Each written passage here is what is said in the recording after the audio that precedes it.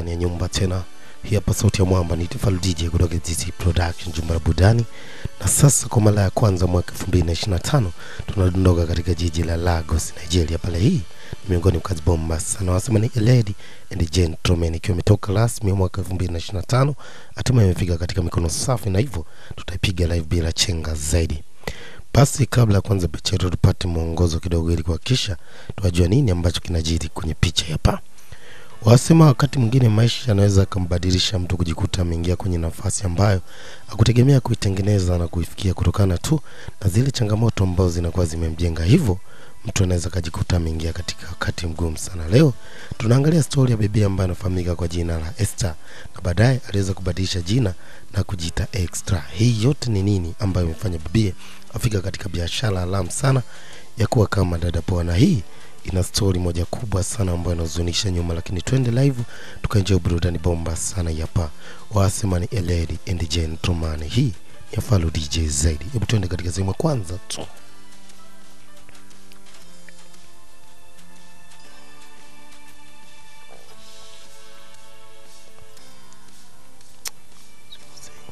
Si mwanzo wa picha anaonekana bibi akiendelea kulikatikia bomba taratibu, yani akionyesha namna ambavyo anaonyesha madaa katika ukumbi mmoja mkubwa sana katikati ya mjini hapa. Alikuwa anatupa habari, anasema mimi jina langu sio Esther ila ni Extra, na hii imenifanya watu wengi sana waweze kunitambua nini ambacho nakifanya. Lakini pia moja kwa moja picha inatutupa upande wa pili, huku tukutana na kijana ambaye anafahamika kwa jina la Shini akiwa na mwanae wa kazi. Wasema leo katika mambo yetu ya kufanya mambo ya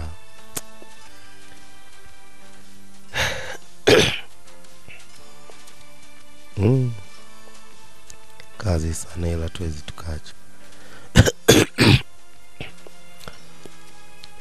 Hatimaye basi katika sehemu ya kwanza bibi anasema jina langu mimi naitwa Esther, lakini kwa sasa napenda sana mtu akiniita Extra kwa sababu nakuwa najisikia bomba sana, na hii imenifanya watu wengi wanitambue na kunipa umaarufu mkubwa sana kwenye kile ambacho nakifanya. Moja kwa moja sisi tunaturusha upande wa pili hapa, tukutana na ndugu wawili hawa wanafanya kazi za kutrade kwenye maeneo ya mitandao zaidi. Lakini leo inaonekana dola imepanda, hivyo wamepata bahati ya kushinda kiasi kikubwa sana, takriban dola 700,000 za Kimarekani. Hii ni fedha kubwa sana. Asema imekuwa ni furaha sana kwa kile ambacho tumekipigania kwa muda mrefu na hatimaye tumeweza kuwini. Sasa kinachofuata ni mwendo kwenda kula bata. Mpo maisha yalikuwa mbadilika zaidi. Moja kwa moja sisi tulisho upande wa pili tena katika eneo la pub moja kubwa sana hapa. Tukakutana na bibi Extra akiendelea kutoa burudani, lakini leo ndani ya burudani scene pamoja na mwenzake wameingia katika klabu hapa kwenda kupata burudani fulani. Saizi wana fedha hivyo wanahitaji kutamba. Alijikuta amezama katika penzi la binti ambaye anafanya kazi katika eneo la klabu, yani kazi ya kujiuza. Bwana chuma anafahamika kwa jina Lady and Gentleman. Katika sehemu ya kwanza tu, hebu tuendelee kusonga mbele na burudani bomba sana hapa. Tunaonga katika sehemu ya kwanza tukizazi zaidi jente na moyo wake wote uko kwa binti ambaye anafahamika kwa jina la Extra. Sasa leo kulikuwa na burudani na party moja kubwa sana hapa nyumbani, hivyo watoto walimwagika kama maji. Sasa ilikuwa ni sehemu ya kuenjoy tu na kupata mautaalamu zaidi. Naye mwamba alizokupatia bibi mmoja ili endelee kumshughulikia zaidi na kumpa burudani bomba sana, na hii ikamfanya mkali aweze kuingia na bibi katika eneo la room. Lakini mwamba akashindwa kupeleka moto, hivyo bibi akamchukulia wepesi sana mwanaume huyo na kumuona ni kama ana tatizo fulani hivi, siwezi kutaja mambo. Asema niweza kupata nafasi ya kupumzika na mwanaume ambaye hawezi kupeleka moto, hii ni kama kejeli. Tunatakiwa utafute nafasi ya kumchunga sana rafiki yako, na maana mwamba kwa sasa anaonekana kama ana shida fulani. Sasa unaomba siku ambayo inafuata Tala Bintibu mwanaume akawa amekuvalia tena t-shirt la pink. Hii huwa ina maana mbaya sana zaidi kwa mwanaume kuvaa t-shirt la pink. Ilimchanganya sana mshikaji wake, naye akaisi yale ambayo amezungumza na yule bibie huenda na ukweli kwamba mwamba hawezi kupeleka moto, hivyo yupo katika kundi la pili, yani ame left group. Lakini mkali alikuwa anajaribu tu kuhakikisha anamwelekeza mwamba wake kwamba yeye alikuwa na hisia na mwanamke yule, na hivyo hawezi kufanya tendo lolote na mtu ambaye ana hisia yake, na hivyo hawezi akachukua nafasi ya kuharibu ujana wake, yani kuvunja ile bikira yake kwa mtu asiyempenda. Hivyo anaamini mtu ambaye anampenda ndio atakuwa sahihi kwa ajili ya kuvunja ile bikira yake. Sasa naomba siku inayofuata katika eneo la klabu mwamba tena amefika kutafuta nafasi tu ya kutana na bibi Extra, kwa sababu huyu anaamini ndo mwanamke pekee sana ambaye anampenda katika moyo wake. Lakini kumbuka bibi kazi anayofanya ni kujiuza. Mwamba analopoka tu. I love you. I love you wapi sasa, watu wako kwenye kazi zaidi. Shalabie ni hakikisha anagawa uloda tu. Sasa ukiwa nje unamsubiri bibi, Mwamba alikuwa anahitaji kumwambia tena bibi. Anasema anachohitaji ni kupata ofa ya kuwa na wewe. Anasema kama unaweza kulipa takriban dola milioni 500 itakuwa ni nzuri zaidi, lakini mkali anasema mimi nitalipa zaidi ya hiyo. Tayari alikuwa ni majibizano makali sana, na kifupi ni kwamba mtaalamu ameshazama kwenye binti la bibi ambaye anafanya kazi katika eneo la club, yani bibi ambaye anafahamika kwa jina la Extra. Basi moja kwa moja rafiki yake alipambana sana na kutafuta njia ya kuhakikisha anampatia furaha rafiki yake. Moja kwa moja kwa Mama D kuna simu ileta, na hivyo aliweza kupatiwa kiasi kikubwa sana cha fedha ambacho kilikuwa kinamtaka bibi Extra aende katika eneo moja tu kwa ajili ya kwenda kutoa burudani huko, kwa sababu kiasi cha fedha ambacho kimelipwa kilikuwa ni kikubwa sana. Hivyo bibi alihitaji kwenda katika eneo la burudani, lakini pasipo kujua ni kwa yule mkali ambaye anafahamika kwa jina la Sini. Yeye ndio anahitaji kukutana na bibi, kwani tayari amevutiwa sana na bibi. Hivyo baadaye bibi aliweza kuvuta waya tu na kuuliza location ni wapi na afike muda gani. Basi Tala binti Mwamba baada ya kujibizana bibi alimwambia mkali ajiweke sawa, kwa sababu bibi yuko njiani anakuja katika eneo hilo kwa ajili ya kumpatia burudani ambayo Mwamba alikuwa anaitaka. Hasa wajua alikuwa ni wenge kubwa sana kwa mkali ambaye anafahamika kwa jina la Seni, kwa sababu mtoto anakuja afu anajisi kama hajajiweka sawa hivyo. Lakini Mwamba akamwambia hebu tulia, acha wenge bwana, mbona uko unaleta pigo za kiwaki mwanangu, hebu chili hapo. Pastor binti aliweza kuingia katika mjengo, na hapa bibi alishangaa sana kukutana na kijana. Sinasema na maana wewe ndio ambaye ulinipa ofa ya kuja katika ile eneo. Basi aina mbaya bibi alihitaji kujiweka sawa na kutaje tayari kwa ajili ya kutoa huduma ambayo imemleta katika ile eneo. Basi baada ya kupiga unywaji kidogo alianza kumgusa Mwamba Tala binti kumweka sawa tayari kwa ajili ya shughuli. Lakini Mwamba alikuwa ni mtu ambaye anawasiwasi sana, ili je ndio aliutaka umoto.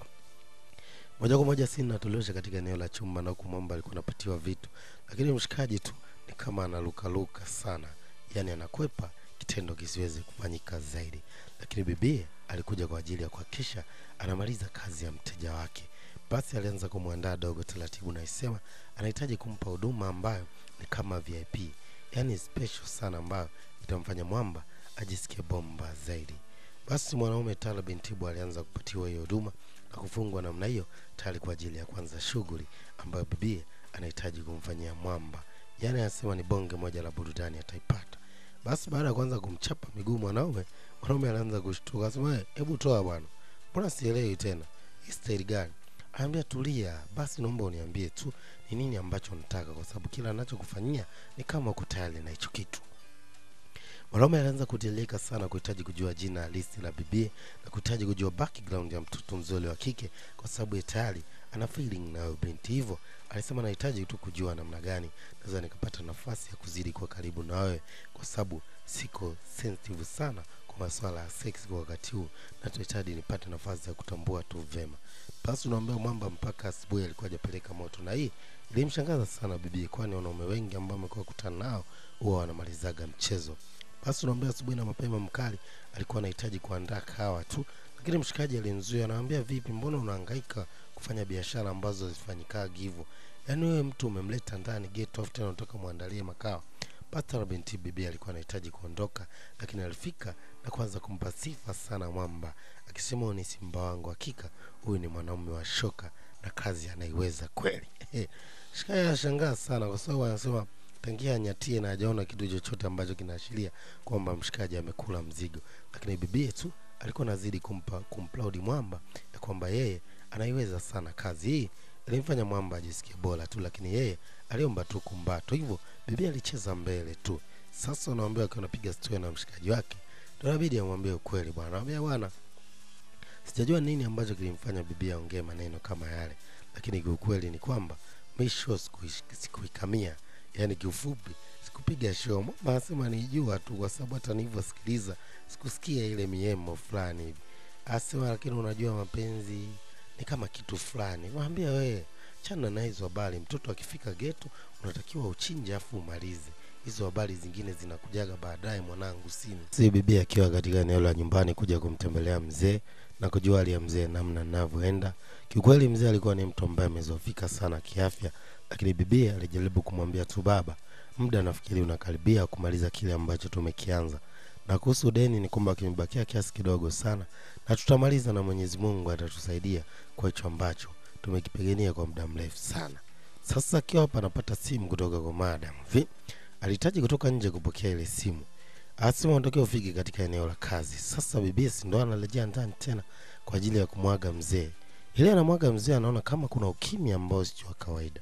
Basi taratibu alianza kumpima mzee na agundua tayari mzee ameshapoteza maisha. Hii ilimhuzunisha sana bibi, na hivyo alihitaji kumpigia kakake ambaye anafahamika kwa jina la Timos akupokea simu, lakini shosti yake ambaye anafahamika kwa jina la Lisa aliweza kufika kwa ajili tu ya kumpiga tafu. Lakini madam naye aliweza kuingia akiwa analalamika ya kwamba wamekuwa ni watu ambao wanashindwa kupokea simu kutoka kwake yeye, na hivyo wanatakiwa warudi katika majukumu, haijalishi kitu gani kimewapata. Lakini hii ilimkasirisha sana bibi Esther na kumfanya ajisikie vibaya zaidi. Hata bibi Lisa naye alizunika sana kwa kile ambacho madam anazidi kukiongea, kwamba mtu yote tayari ameshapata msiba, hivyo alikuwa anahitaji apatiwe tumaini tu.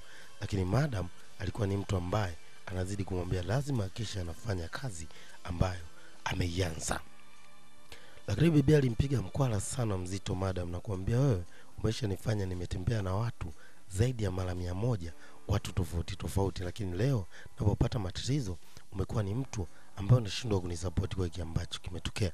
Hebu tafadhali nipe muda. Lakini bado madam aliweza kupokea simu ya mteja na kusema atafika ndani ya muda mchache zaidi. Sasa bibi yake anahitaji kutoka, ndo kuingilia mkali ambaye anafahamika kwa jina la Sheni.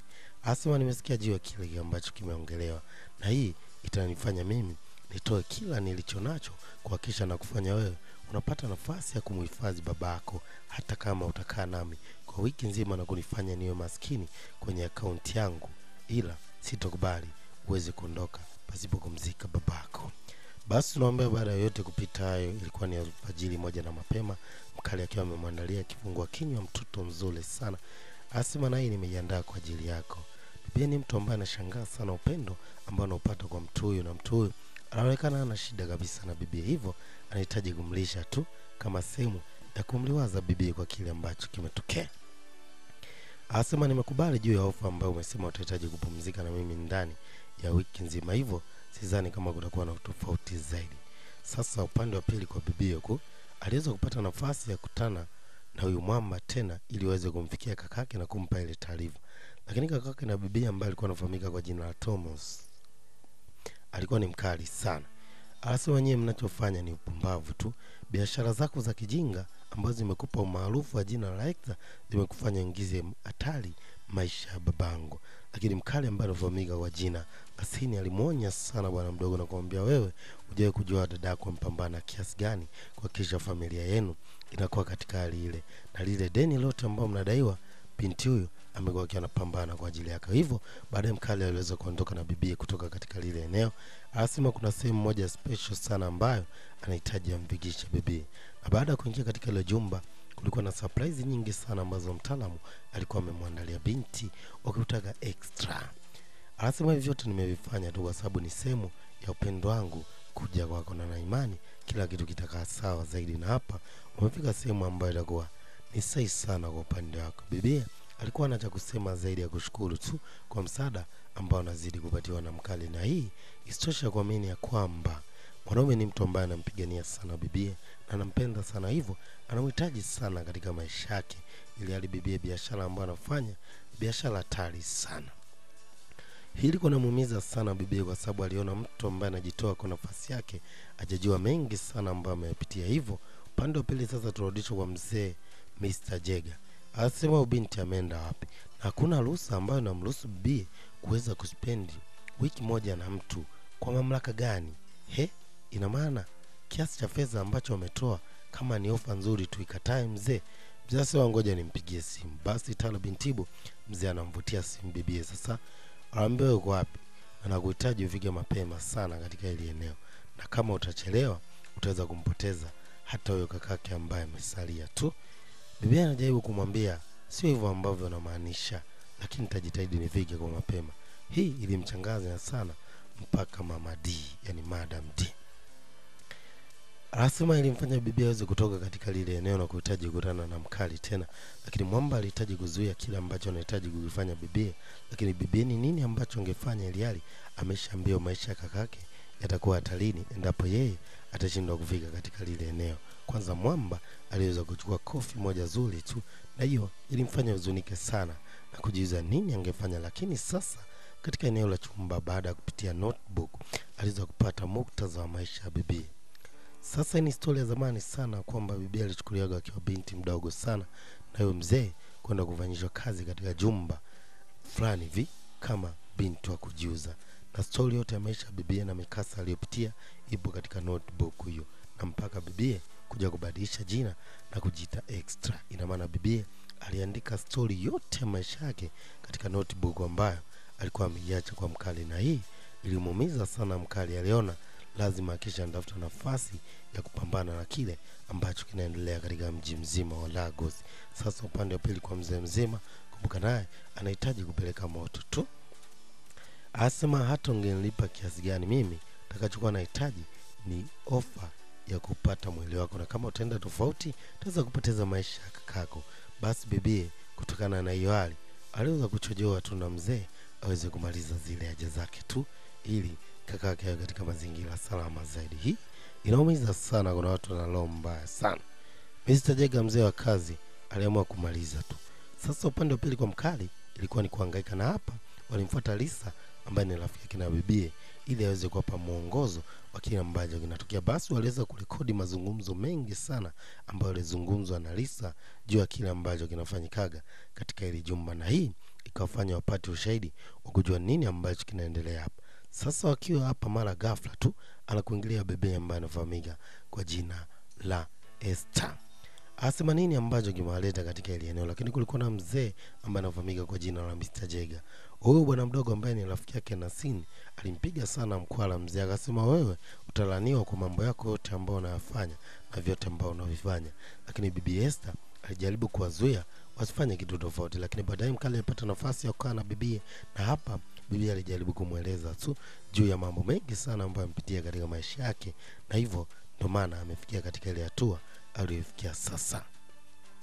Basi wataalamu walikuja na mpango maalum sana ambao ungeweza kusaidia kumchafua mzee mzima, kwani walitumia video na gharama kubwa sana kuhakikisha kile ambacho kinafanikiwa kusimamisha ile biashara ambayo inaongozwa na mzee mzima ambaye anafahamika kwa jina la Jega. Na hii ilikuwa ni nguvu ya mkali Seni. Alitumia kiasi kikubwa sana cha fedha kuhakikisha anamaliza tu ile hatari ambayo ilikuwa ni mkabili bibie, na hapa bibie ndipo alipogundua kwamba mwamba ni mtu ambaye anapambana sana kwa upande wake. Hii ilimfanya bibie amini yuko katika mikono salama sana. Basi tunaomba siku ambayo inafuata walikuwa wanaandaa mpango maalum wa kuhakikisha wamaliza kile ambacho kilianzwa. Walimtafuta mkali ambaye waga ni mwamba anashughulika na masuala ya party. Hivyo alikuwa anaandaa party moja katika jumba moja kubwa sana ambalo wanapatikana Mr. Jega, na hiyo ilikuwa ni mipango tu ya madogo wawili kwa ajili ya kuhakikisha wanamchafua mwamba na kumaliza sana mwamba kwa kile ambacho walikuwa wamekipanga. Basi unaambiwa katika hiyo party ambayo ilikuwa imeplaniwa, kila kitu kilikuwa kimekaa sawa zaidi na taarifa zilifika mbali sana. Unaambiwa alfajiri na mapema katika ile eneo la Mr. Jega paliweza kuvamiwa katika jumba zima, na kila kitu kilikuwa kiko sawa na biashara ikawa imekuwa magazi hicho, na mabinti wote waliweza kupata nafasi ya kurejea katika maisha yao. Hivyo bibi alimshukuru sana mkali kwa kile ambacho amemtendea, na hapa ilikuwa ni furaha tu ya wawili hao, kwani tayari walikuwa wameshaingia katika penzi moja zito sana. Unajua maisha na mambo mengi sana kufunza, na hizi picha zinapigwa tu kwa ajili ya kuhakikisha zinakufunza vitu vingi sana. Usipende kumchukulia mtu simple tu, ili hali ujue ni nini ambacho anapitia. Baadaye bwana mdogo alipata nafasi ya kwenda kwa kakake na binti kumweleza tu namna dadake alivyopambana kwa ajili ya kuweka kila kitu kinakuwa sawa. Na hivyo bwana mdogo ambaye anafahamika kwa jina la Timo aliomba sana msamaha na kusema yeye anahitaji tu pia dadake aweze kumsamehe kwa vile ambavyo anafanya tu, na hivyo alimpa nafasi ya mwamba kwenda kumaliza kile ambacho anakiona kiko sahihi. Walaambia alikuwa ni alfajiri moja sana, bibi alifika katika lile jumba ambalo aliishi miaka yote akiwa anafanya biashara kujiuza, na kwa sasa alikuwa limefungwa, na hapa Alimshukuru sana mwanaume ambaye alipambana kuhakikisha anaweka vitu sawa katika maisha yake yote. Anasema nafikiri kwa sasa uko huru na unaweza kufanya kila kitu. Ilikuwa ni shukrani tu na neno I love you ndio litawala katika eneo ile. Sasa bibi alikuwa na kingine tena cha kuweza kusema zaidi ya kumwombea tu Mkali maisha marefu, na kumeni Mkali ndio silaha pekee ambayo inaweza ikaleta mabadiliko katika maisha yake. Lakini pia alipata ujumbe kutoka kwa kaka yake ukiwa namuomba ya kwamba naomba unisamehe kwa kile ambacho kimetokea dada, kwani ilipitiwa tu hivyo, na kutakia maisha mema sana na huyo mpenzi wako, kwa sababu naamini ni mtu sahihi sana katika maisha yako. Hii ni katika final kabisa ya mzigo bomba sana hapa. Walikuwa wanasema wanafahamika kwa jina la A Lady and Gentleman. Kumbuka umepigwa live kutoka ZZ Production. Langu jina ni Tefal DJ, ni the chosen one, King Lavoko Mnyama kutoka ZZ Production. Tukutane katika vigongo vingine tena vya Nigeria ili kuhakikisha tunawekana sawa zaidi. Hii tuliamua tuipige tu kwa sababu tulijua na uzito ambao madogo wasingeweza kuhimili. Let's say ciao, tukutane katika kazi nyingine ambayo inafuata kitaalamu zaidi. Here we go. Gente. Ro.